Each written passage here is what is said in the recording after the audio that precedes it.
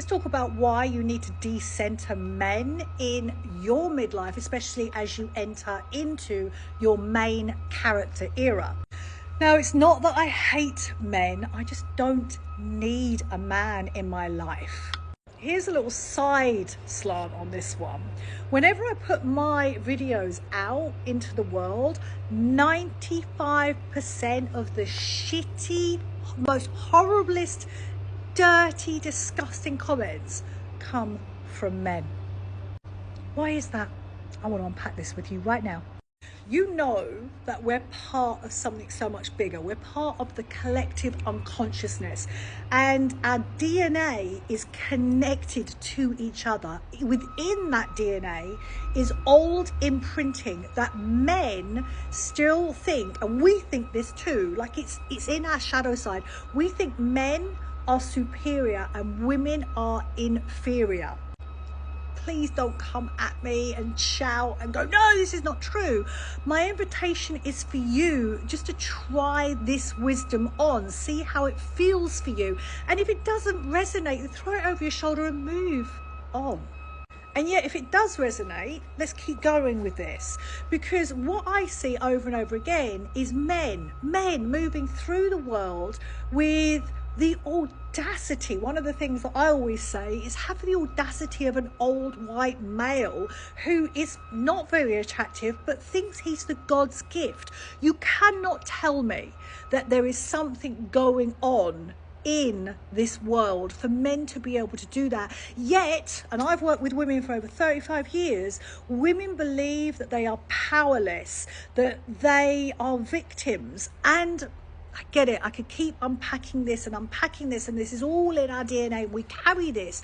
But what I've seen, and all through my research and all through my studies, is women are so powerful.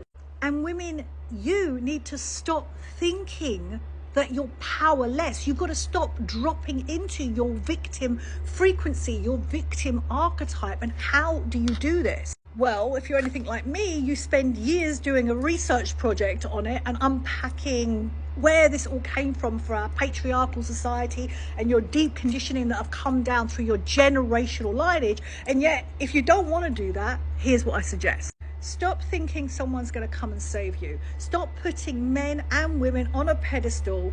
Stop thinking there are gurus out there. Remove everybody from above you and stand there yourself. Stand your ground in your life.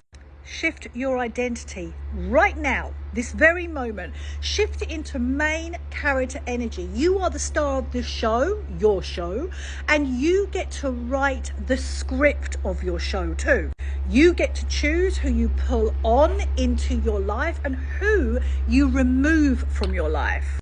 Focus on yourself. Stop looking over there. One of the things I say, you've got to stay in your own lane. Stop being in everyone's business. Start focusing deeply on yourself. Stop caretaking. Stop trying to solve everyone else's problems. You haven't got an inexhaustible amount of energy. This is why you think you're powerless, because your energy is going everywhere else but you. Take men off the pedestal. Oh, did I say that? Let's say it again. It's worth saying. Men are no better, no worse than you.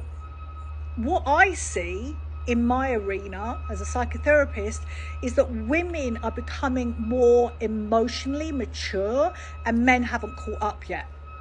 Women are growing, they're evolving.